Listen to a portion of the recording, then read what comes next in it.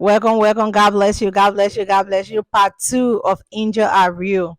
So we stopped to where this guy in the huge truck asked me all of a sudden why I'm driving. And he's driving in the parking lot. Hey, do you want your car fixed? It was summer and my window was down. He said, do you want your car fixed? And then I looked back and I thought it wasn't me. So I was driving on. Then he blew his horn again. And he looked at me. He said, do you want your car fixed? I'm like, what do you mean? He said, I see that you got hey, there's a ding and your car is not fixed. Do you want it fixed? I'm like, sure, yes. Do you know anyone that can fix it? He said, oh yes, I can do that. And then he said, follow me. I'm like, no, I gotta go back to work. So I have to go back to work. I'll go to work across the street right here at Costco. And then he go, okay, let me follow you. This is 2018, right? He said, okay, let me follow you. He followed me and then he started facing my car. He had all the tools in this truck. He was driving a huge white truck and he was so tall. The only difference is he was not too built like that, but he was so tall. And then he started taking all the tools out of the car and he started facing my car. All of a sudden I was so surprised. I said, let me call this girl and talk to her about it and tell her, oh my God, this is what happening to me. And then I hear the verse, don't do it. Don't do it. But stay, I kept saying, I just want her to know what's going on. I can't believe this is happening all of a sudden in this place. I never happened to me before. And somebody just asked me, you want to face your car? And they actually facing my car. I didn't listen to the verse. I called a girl. By the time I was telling her, she go, do you know that you don't have that kind of money? Why are you going to spend whole $100? Because the guy has said I should give him $100 so he can fix my car. If I give him $100, he'll fix it. But mind you, $100 compared to 2,500 because I had taken my car to the mechanic and they said to fix it, it's going to cost me 2,500, and this guy is charging me $100. And when I told her, she discouraged me. She told me all kinds of words that were discouraging. I'm like, yeah, I don't have gas. It's true.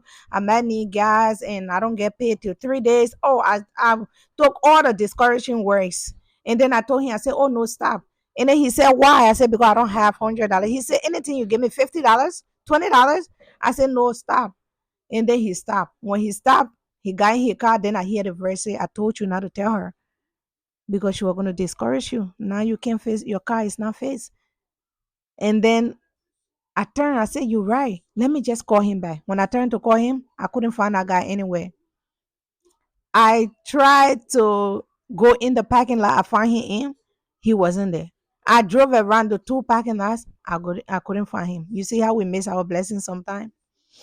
We love friends over our blessing. I see it that way because you love this person over the voice of God to the extent when God said don't do it, you still want to do it.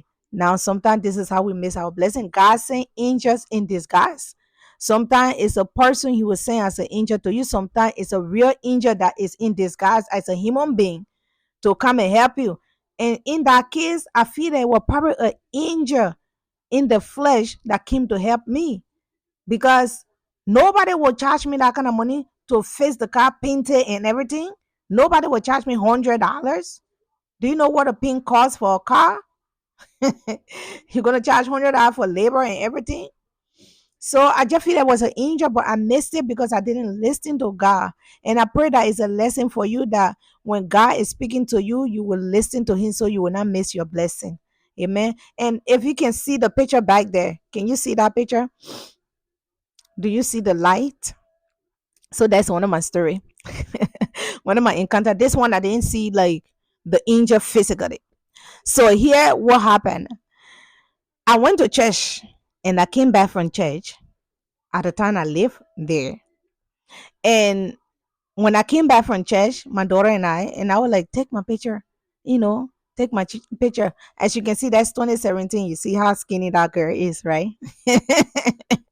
I want her body back. So she took my picture. I stood there and she took my picture.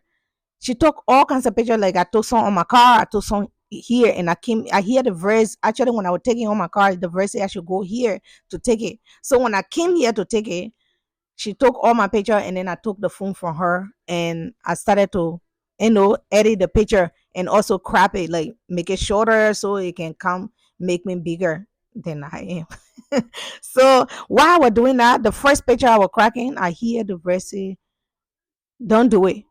Because I started with the pictures that she took here. Don't crop it. I'm like, why can't I crop my picture? Why can't I crop my picture? I'm hearing it. I'm like, why can't I crop my picture? I want to crop it. I want it to look nice. I want to, do this. I want it to look nice, whatever. And then, but I don't, at the same time, I don't want to disobey God at this point. I said, let me just wait. And then I sat down in the chair. I went in the living room and I sat in the chair and I started going through the pictures that were taken that day. And when I look up, he said, look, look. And he's saying, look, I can't see what he's saying, look. So, but when I look up, I see the light.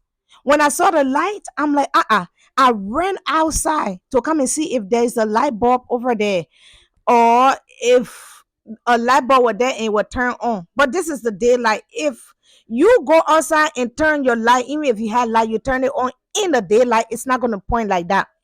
So there was no light bulb there, number one. And no light is on even in a house. So I'm like, okay.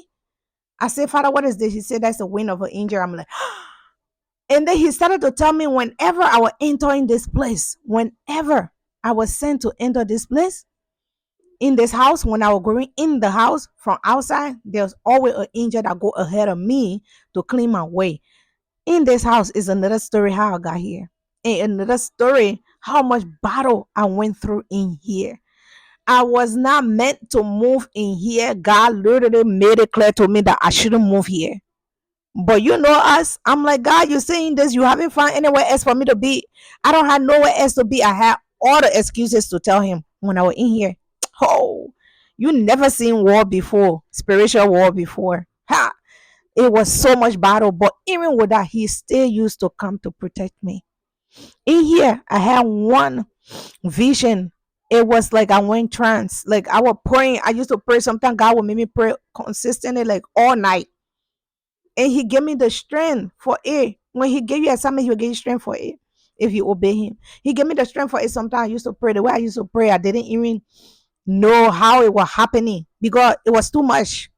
And I want this one day I was done praying and I just lie back on my bed and then I put a Bible in my chest, right?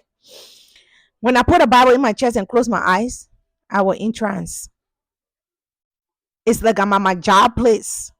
And then I'm at my job place. I'm working, but the job we're doing is like cleaning clothes, clothes that people wear. So we're cleaning the clothes. We're supposed to be cleaning the clothes. I had two other co-workers that my eye actually point on. We were many, but two that my eye actually catch in our vision.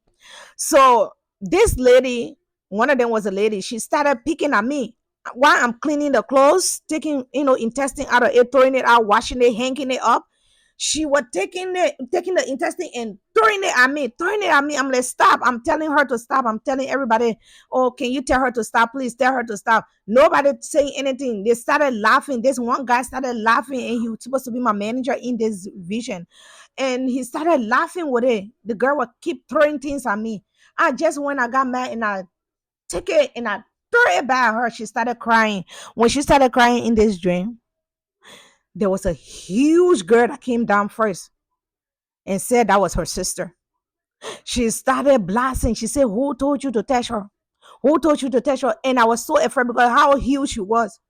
I couldn't even look at her when, oh my God, I couldn't. When she was yelling, her grandma and her mother appeared very huge in the sky. I'm telling you, very huge. They started saying, who want to cause us to sing? Do you know what we've been through? Oh, they started blasting. They started blasting, and my hair was like this, looking at them up.